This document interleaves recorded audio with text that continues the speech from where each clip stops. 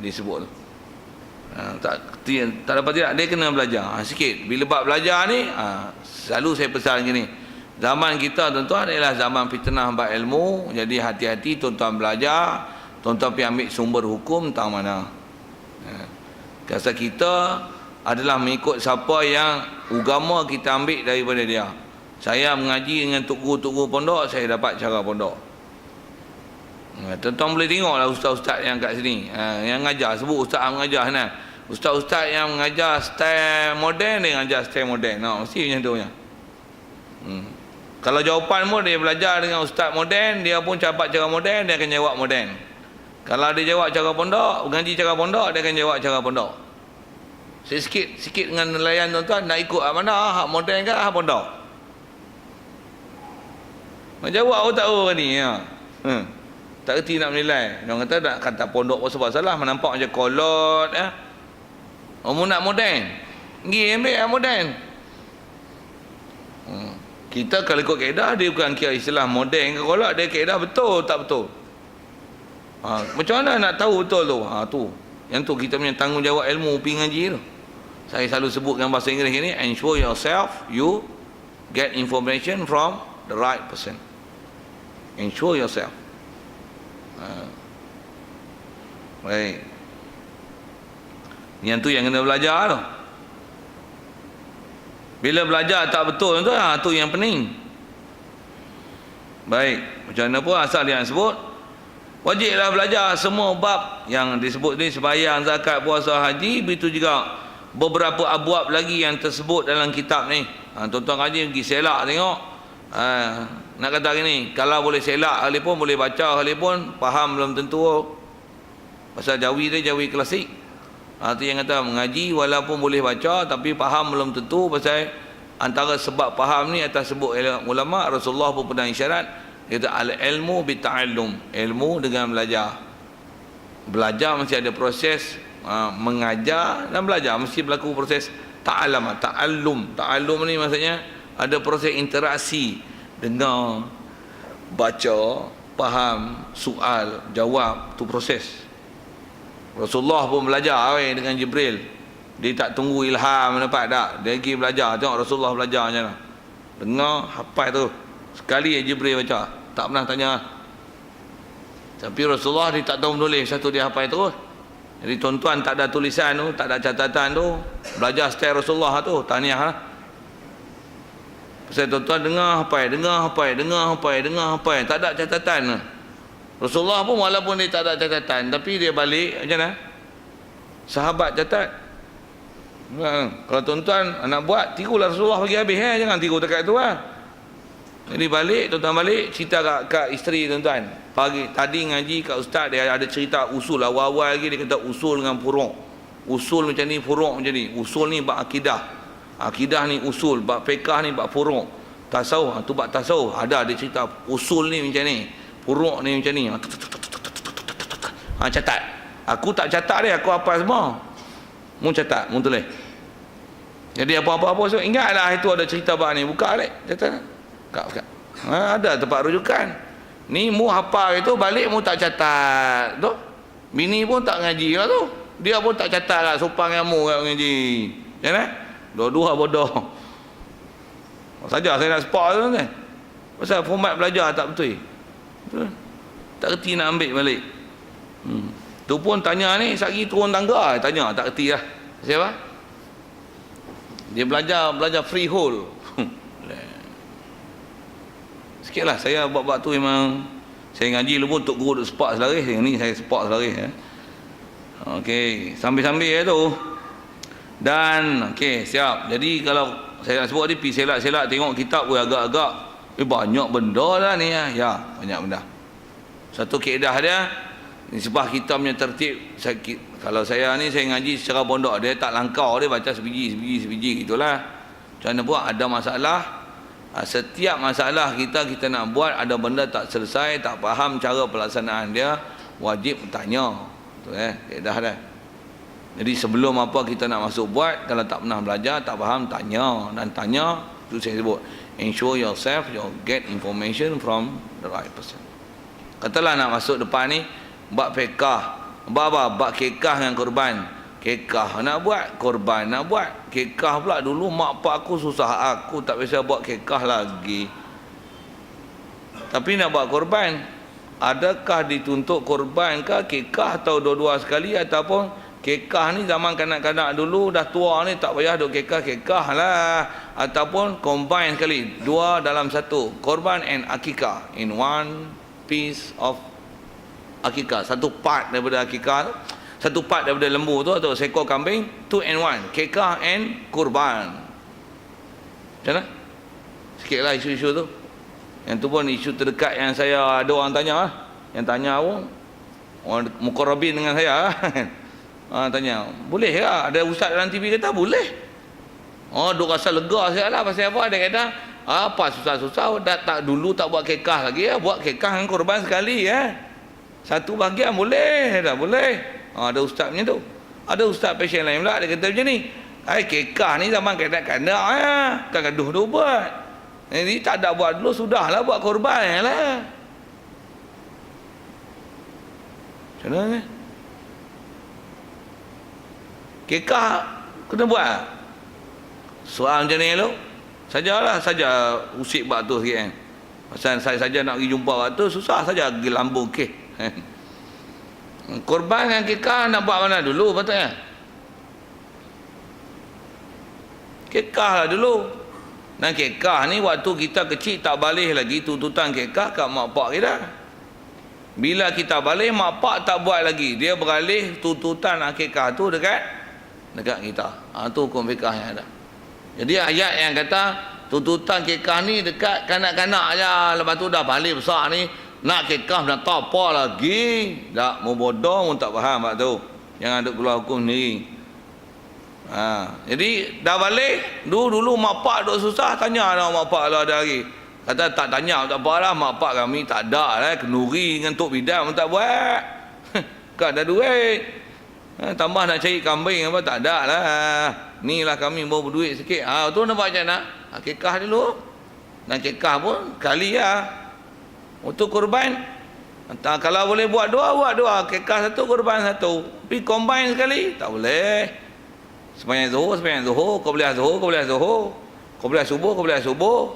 Subuh, mana boleh niat qabliyah subuh dengan subuh sekali. Ada bab tak boleh campur Jangan kiah dengan otak ni. Tu kena tengok disiplin fiqh ni lah. Macam mana pun tak sebut.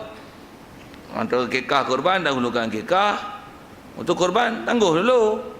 Boleh buat dua lagi, bagus. Buat tu. Korban bila nak buat, ada tu korban tuntutan macam mana? Tuntutan korban ni dia setiap tahun ada. Selagi istilah musnah, ada duit, ada kelapangan, kekah lah. Korban lah. Tengok ada duit sikit lebih. Duit pun tanah tolak-tolak ni ada, takat 500 tu ada, buatlah korban. Selalu duk tunggu daging korban orang ni, bagilah korban kat orang pula. Memanglah tak wajib, tapi hukum dia sunat muakkad.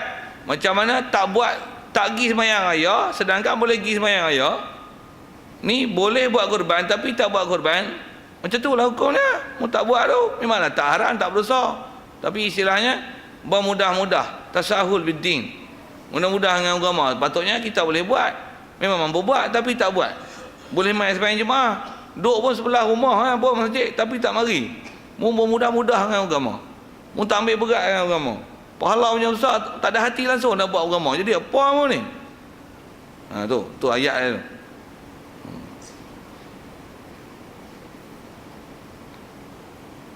Jadi saja usik bab korban tu sikit tu. Baik. Dan nisbah dia sebut tu, jadi nak jumpa tu panjang, dia doa siap kat kita apa dia. Dan kami pohonkan daripada Allah. Kami tu pengarang ni lah, dia guna bahasa kami ni. Kaedah ulama sebut, kita buat doa walaupun doa seorang, minta untuk seorang, tak salah untuk kita doa dengan ramai. Boleh, tak masalah.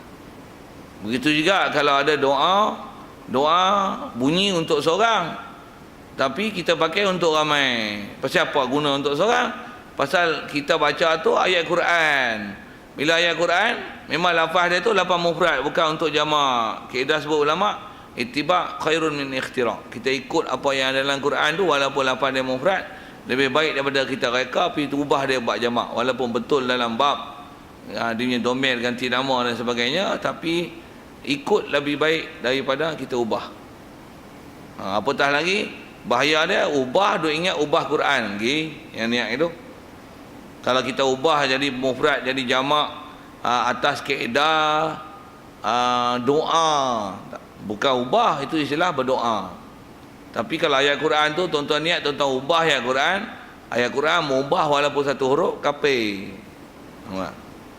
Walaupun nampak simple itu, tapi ada benda kena jaga dalam bab i'tiqad. Contoh macam mana? Kita baca ni, Rabbi syrah li sadri, itu untuk seorang. Tapi kalau doa ramai-ramai pun macam mana? Rabbi syrah li sadri wa yassir li amri. Tak tukar. Rabbi kita baca Rabbana syrah sudurana. Walaupun mu pandai bahasa Arab, tapi bodoh dari segi itibak. Buah pi dengan bahasa itu. Jadi tak payah tukarlah mana-mana doa yang datang daripada Quran. Tak faham tanya lain. Saya sebut format itu. Baik, jadi kami pohonkan, walaupun dia seorang dia guna bahasa kami pasal maqam doa, boleh guna perkataan ramai. Kami pohonkan daripada Allah Ta'ala akan, pohon apa? Pohon akan limpah penolong atas menyebutkan yang diceritakan dia itu. Jadi dia pohon Allah Ta'ala supaya Allah Ta'ala bagi limpahan dan pertolongan supaya apa yang dia sebut tu boleh diselesaikan untuk tulis. Dan kita perhati kitab kita ni memang dia dapat tulis sampai habis. Jadi alhamdulillah, syukurlah banyak-banyak apa doa pegarang kitab ni dah tercapai, dan kita pula ambil manfaat daripada kitab dia. Alhamdulillah. Jadi mudah-mudahan kata dia minta pada Allah Ta'ala jadi penolong, dengan limpah kurnia dia boleh menulis apa yang diceritakan, dan dengan dia jua kami berpegang. Dengan Allah sajalah kami pengarang ni kata dia berpegang. Dan sedikit doa yang memang disuruh kita sebut dalam bab tuklan, bab tawakal, berserah diri ke Allah Ta'ala dengan baca doa ni, hasbunallahu wa ni'mal wakil. Selalunya disambung nak ni'mal maula wa ni'man nasir, la haula wa la quwwata illa billahil aliyyil azim. Terjemah sekali lalu, hasbunallahu wa ni'mal wakil. Cukuplah ke kami ni oleh Allah, cukuplah Allah tu ke kami, cukuplah Allah. Jadi kita duk mohon, kita minta pada dia untuk kita boleh selesaikan ke kita ni, cukup dah. Dan Allah ni ni'mal wakil, dialah sebaik-baik Tuhan yang diserahkan segala urusan. Dan dialah ni'mal maula wa ni'man nasir, dialah sebaik-baik Tuhan yang memerintah, yang mengurus, yang mentadbir. Wa ni'man nasir, dan sebaik-baik yang memberi pertolongan. Jadi nisbah serah, berpegang, minta tolong Allah. Sebut hasbunallah wa ni'mal wakil, ni'mal maula wa ni'man nasir. Dan doa ni juga, dan akidah macam ni juga disuruh kita berpegang, khususnya kita berdoa dan amalkan wirid-wirid macam ni dengan kita berpegang sungguh ke Allah Ta'ala. Apabila ada benda yang kita ada timpa kesusahan dan kita dah tak ada usaha ikhtiar, hati kita memang tak minta alaim yang melainkan minta pertolongan Allah, banyak-banyaklah baca ni. Mudah-mudahan baca tu dan faham makna hasbunallah wa ni'mal wakil, ni'mal maula wa ni'man nasir. Hati kita duk berpegang, duk ingat ke Allah Ta'ala, Allah lah tempat kita berpegang, mohon pertolongan, dan kepada dia sajalah yang kita nak harap, dan dia sajalah yang sebenarnya boleh beri pertolongan. Dia nak beri pertolongan ikut mana tu ikut dia. Kita minta hanya pada Allah Ta'ala. Tu doa buat amalan kuat tu. Cuma kita kadang bila tak belajar akidah, baca saja tu sikit. Macam mana pun tu doa dia. Sikit nak sebut antara doa yang kita boleh amal, khususnya waktu kita dalam kesusahan dan kesibatan dan memang tak ada pertolongan melainkan hanya minta pada Allah. Antaranya disuruh baca doa ni. Selesai. Kata musannif rahimahullah taala, Kitabu Ahkamit Taharati. Ini satu kitab pada menyatakan hukum bersuci. Bermula segala air yang sah buat bersuci dengan dia ialah barang yang turun daripada langit atau yang keluar daripada bumi. Okay. Pertama dia nak sebut fakta. Kitab kita baca, kitab fiqh ulama sekarang ni tuan-tuan, macam-macam elok-elok. Kita belajar fiqh ke depan ni nanti, kalau tuan-tuan kaji boleh pergi kelebek kita tengok apa dia. Kitab fiqh ni selalunya kenapa kitab fiqh macam kita baca macam ni, yang ringkas macam ni, tuan-tuan nanti tak jumpa, boleh guna bahasa Greek ni, tak jumpa stay pun ayat Quran. Satu ayat Quran tak jumpa. Pasal apa? Pasal dia sebut fiqh. Fiqh ni maksudnya apa? Asal mana bahasa lughah faham. Faham apa? Ambil hukum hakam pada seluruh hadis, seluruh Quran. Saya pun pernah isyarat macam tu rasanya. Nampak tu? Tengok semua dengan telah melihat semua kandungan Quran hadis. Nampak tu? Semak, nasih, mansukh, mutlak, muqayyad, macam-macam tuan-tuan. Hadis ni satu, hadis ni riwayat tak ni khilaf, riwayat kuat tak kuat, hadis ni berapa orang riwayat, ada tabi' syahid, mu'allaq, mu'dhal, munqati', mursal, macam-macam nama hadis. Semua tu tengok wajah kiraat ni Asim, Hamzah, Kisai, wajah kiraat macam ni, hukum macam ni. Tak mengikut kaedah Imam Syafi'i. Ni. Baik. Satu kau sebut ayat Quran pun kau boleh selesai dengan sebut satu. Pasal apa? Banyak benda nak bahas. Satu, nak bahas mau kena pergi ngaji lain. Ngaji fiqh bukan tempat dia. Ngaji fiqh ni belajar disiplin, sah, hukum, halal. Jadi kita bertanya bersoal jawab pun hak tu lah. Berdasarkan fiqh. Kalau mu tanya Quran, kena duduk kelas lain ngaji tafsir, lepas tu tengoklah kelayakan mu tanya tu dengan apa jawapan nak diberi. Kalau tanya, ni hadis ni betul tak betul? Hadis betul tak betul? Quran boleh baca. Saya tak berapa pandai Ustaz. Ayah aku sebut buat penat macam curah air kat daun keladi. Kemudian mendengar cakap aku, percaya kat saya. Percaya kat saya. Hadis ni memang ada, nak bahas panjang, aku cerita pun kau boleh faham. Nak bubuh barang 3 tan. Mu boleh bawa 25 gram.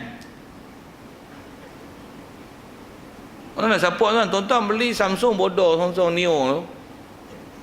Nak upload file 8,000 muka surat. Saya memang boleh link internet, tapi bila saya send kat tuan-tuan, jeng tu. Jadi buat apa send? Tak pernah faham. Bagi yang mudah lah. Kata, ya, sudah. Habis sah, sudah lah. Faham kot pasal itu lah. Mereka dah manusia ni bagi kiah faham cepat lagi. Bahas tak mana. Sikit lah buah tu. Jadi kita baca fiqh ni, kita ambil disiplin. Baik, pernyataan pertama. Jadi mula-mula nak masuk bab suci lah. Dia kata segala air yang sah, masuk istilah segala ni maksudnya air. Semua bab air. Kalau tanya air lah, air yang sah untuk boleh buat suci dengan dia, dengan air tersebut. Apa dia air yang boleh buat suci? Dia guna bahasa macam ni, barang yang turun daripada langit atau yang keluar daripada bumi. Istilah lama dia guna barang. Apa agak-agak barang ni? Air lah. Jadi disebut barang tu siapa? Tak kira lah apa barang turun daripada langit. Apa yang turun daripada langit? Hujan. Istilahnya langit lah. Apa lagi? Embun. Lagi? Salji. Lagi? Hujan batu. Boh pergi tu. Hujan glasier. Glasier. Tak faham sudah. Glasier tak faham. Bukan batu lah. Glasier. Gelepung je tu. Dia. Salji.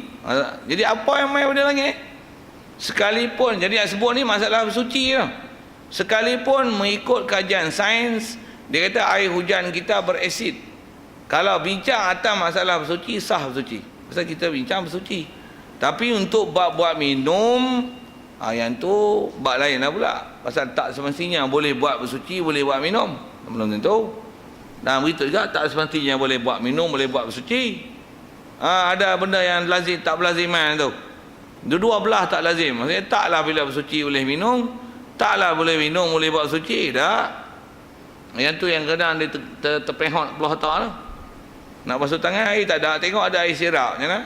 Bubuh air sirap basuh tangan. Bodoh. Dia tak faham air apa boleh buat basuh, tak boleh buat basuh. Cuma basuh tu nasib baik, bukan basuh najis. Kalau basuh kecil pakai air sirap, pakai semua urung apa. Buat lawak itulah. Tapi tangan basuh, saya tak kena tu. Jadi prinsip tak betul. Macam mana ini? Wuduk orang duk kira air mutlak, tapi mandi dia tak kira air mutlak. Kalau wuduk berkira lah, jangan bagi masuk air ni. Tapi tengok mandi, buat selamba je. Kolah kecil dengan air sabun masuk, air ketiak, air rambut masuk. Kelepu. Tak peduli pun mutlak tak mutlak. Bab mandi tak kira mutlak. Tapi wuduk kira mutlak. Wuduk mutlak tu mulailah. Tapi mandi samalah pasal dia bab istilahnya bersuci. Tambahlah mandi melibatkan seluruh badan. Begitu juga bab pakaian. Wuduk air mutlak, mandi air mutlak, cuci pakaian tak ada kira sabun mana wangi. Lah, bukan kira sabun. Dia kira sah suci. Sampai bab dia ni. Macam mana pun kita boleh cerita bab air. Air apa boleh buat? Apa saja barang turun pada langit. Cuma kalau telah satu masa esok daripada langit ni, yang barang tu bukan air, burger turun pada langit. Ngopi tu, aiskrim turun pada langit, tak boleh lah. Jawab, pasal apa tak boleh? Pasal dia dah tak rupa asli. Turun pajung terjun pada langit, tak boleh lah. Macam mana pun nak sebut barang yang turun pada langit. Jadi barang ni mana? Barang hak rupa duk asli lagi. Yang asli tu maksudnya macam mana? Yang make in Allah Ta'ala. Bopi pasal itu. Baik, itu yang langit dan keluar pada bumi. Apa yang ada pada bumi? Ada siap dalam bumi, siap dah. Apa dah? Air laut, bumi. Sungai, bumi. Telaga, bumi. Tasik, bumi. Macam mana pun? Kalau yang memang asal keluar tu, air terjun, air mata air panas ke, air sejuk ke. Dan kaedah fiqahnya dia sebut, kalau memang daripada rupa asal, sekalipun bila dia lalu tempat asal ni, kalau kita sebut udara, dia ada faktor pengaruh resapan, ampaian benda asing yang ada di udara dan akan terserap dalam kandungan air. Kalau dalam tanah, ada benda dalam tanah, galian-galian apa yang macam-macam lah yang akan terserap dalam air. Selagi istilahnya tak tercemar air tersebut dengan najis dan masih dalam rupa asli, walaupun dia berubah daripada rupa asal, dia akan sebut ahli disiplin ni, cuma nak sebut atas prinsip umum, selagi datang rupa asal yang asli, kalau daripada bumi atau daripada langit, dia sah untuk buat suci dan nama tu air mutlak. Dan nama dia air mutlak. Sikit tanya, air peli air apa? Air peli air proses, air rawat. Jadi dia bukan air asal made in Allah Ta'ala. Macam mana hukum dia? Hukum dia tengok pendetailan nanti. Pasal air peli dia dah dicampur dengan sesuatu. Cuma campuran tu lah yang kita nak faham dan nak fakihkan kat kita. Campuran tu mudarat, ada ketika mudarat, ada ketika tak mudarat. Jadi ketika tak mudarat tak apalah. Ketika mudarat tak boleh nak pakai untuk bersuci. Sikit kalau buat mudah macam mana? Jadi air peli memang walaupun telah dirawat, memang banyak benda yang telah dilarutkan di dalam dia. Macam mana nama Florida, apa-apa nama lah. Pergi tanya orang LLP lah. Ada orang LLP ni? Dia kata tangkit air, ada dia. Tu tangan duk goek tu, dia tu. Tuan-tuan tak nampak sudah? I can see you know. Okay. Pergi tanya dia lah berapa chemical yang orang bubuh. Orang duk tukar tangki apa, siap bagi notis lagi hari ni ada gangguan berkelan air. Tengok masa ada gangguan tu, tengok keluar coklat. Tengok warna putih. Tu. Maksudnya bila ada benda-benda campuran macam tu, istilahnya ada benda asing masuk dalam air, dan pula tu benda terlarut tu menyebabkan air berubah sifat asal. Jadi dia tak original tu. Bila tak original, ada benda yang bab dia sampai teruzur nak bersuci. Ada detail dia, cuma nak sebut lambung-lambung dulu. Pasal ada benda kena detail, jadi kena take alert lah about that and ensure yourself you get the knowledge. Saja bunyi orang putih tak faham pun tak penting ayat tu. Okey. Contoh dia beri kalau tak faham. seperti air hujan mai langit, air embun mai langit, dan lainnya dah sebut tadi. Dan air laut pada bumi, air sungai pada bumi, air mata air dan pada bumi, dan lainnya juga dah sebut tadi. Atas barang mana sifat ada ia daripada asal kejadiannya. Kalau atas rupa asal, macam mana keadaan sekalipun, sah untuk dibuat bersuci. Tu air garam, air laut lah kan. Katalah garam, laut ni bukan laut kita, bukan laut Cina Selatan, bukan lautan Hindi, laut mati. Laut mati ni ada belah Jordan tu lah kan. Kalau bahasa Arab dia panggil Bahrul Mayyit, the Dead Sea, isn't it? Bahasa Inggeris pakai Dead Sea ya? Tak tahu atau sudah. Laut mati tu laut yang tasik kaum Nabi Lut, yang asalnya duduk kaum Nabi Lut tu, orang Taala perintahkan Jibril sodok orang tu. Pum. Oh tu. Dia jadi dasar bumi, bahagian dataran yang lembah yang paling rendah dalam dunia. Laut dia sampai kaki air dia, gigi air dia di pantai, dia tasik besar. Tasik dia sampai bergaram di pantai dan di batu-batu, sehingga kalau tuan-tuan tak pandai berenang sekalipun, terjunnya dalam tu, macam mana? Apa jadi? Tuan-tuan tak tenggelam, dia timbul. Pasal apa? Pasal istilah garam yang dalam tu, dia dah jadi larutan tepu. Bahasa sains sikit. Larutan tepu ni maksudnya mumbuh garam, dia tak masuk. Kacau blender dia pun. Garam banyak tu, dua banyak tu lah. Itu istilah larutan tepu. Tak boleh dilarutkan sebarang larutan dah, pasal terlalu banyak garam dalam dia. Itulah dipanggil larutan tepu. Walaupun setepu itu nak wuduk sah. Saja nak sebut ke air garam tu. Begitu juga kalau air telaga, air dalam bumi mau pouring dalam air, dalam tanah, dia tu air ni macam ada lapisan minyak kat atas dah. Selagi main pada tanah sah suci. Sah suci. Saja nak sebut dalam prinsip umum tu. Tambah pula kita pergi ambil kat Tasik mana-mana kan. Buah pergi Tasik Raban, dekat yang kita. Tasik Cendero, Tasik apa-apa keliling kita ni. Katalah ada Tasik pula dibiar lama, kiambang apa, pokok teratai lah, macam-macam pokok. Punya banyak tumbuhan ada dalam tu, dengan lumut, dengan rumput dan sebagainya. Dengan tu dah tumbuhan banyak. Pula tu reput, hidup mati pula tu dah berpuluh tahun dah macam tu. Air pun cedok, tengok-tengok, buah dalam botol. Ya, hijau. Air Tasik sekalipun kalau hijau, yang memang hijau pun made in Allah Ta'ala punya proses, macam mana? Sah suci. Sah suci. Mu gamak tak gamak tu lah. Nak sebut tang sah suci. Asal fiqh yang tu. Jadi yang ni pun air mana ni? Barang yang main pada bumi dan langit. Tapi kalau dah ada perantara tak boleh. Saja sebut dengan takrif kan. Perantara tu macam mana? Air nyo. Memanglah main pada bumi, tapi lalu kot pokok nyo weh. Air nyo tak boleh basuh kecing. Tak boleh. Bahkan hukum membazir kawan syaitan. Pasal apa? Omong basuh dengan benda yang makanan dan minuman. Itu minuman tu.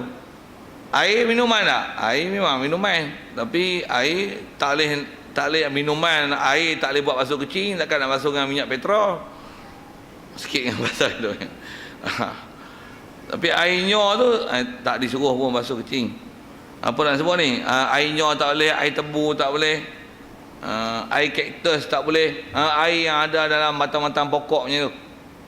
Pasal dia ada perantara dengan pokok. Melainkan kalau air macam dalam batang buluh selepas hujan. Potong batang buluh, ada air dalam batang buluh. Memang air tu bukan air dalam buluh, pasal buluh tak menakung air daripada bawah. Dia serak simpan air dalam batang ni, tak tak? Buluh betung pun rasa tak simpan, tak? Simpan air.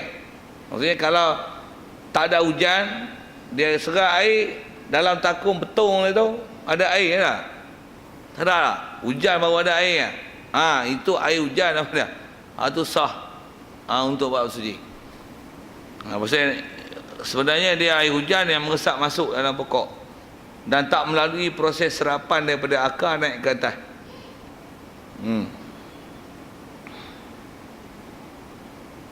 Sikitlah ke situ, macam mana pun nak faham. Jangan dia kata air yang daripada langit atau bumi ni atas barang mana sifat ada ia daripada asal kejadiannya, maka sah suci. Baik.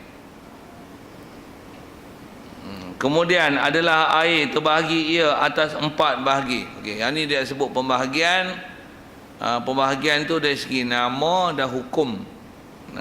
Dan sudah semestinya bila nama berbeza, hukum berbeza, dia ada mesti ada ciri yang membezakan dia.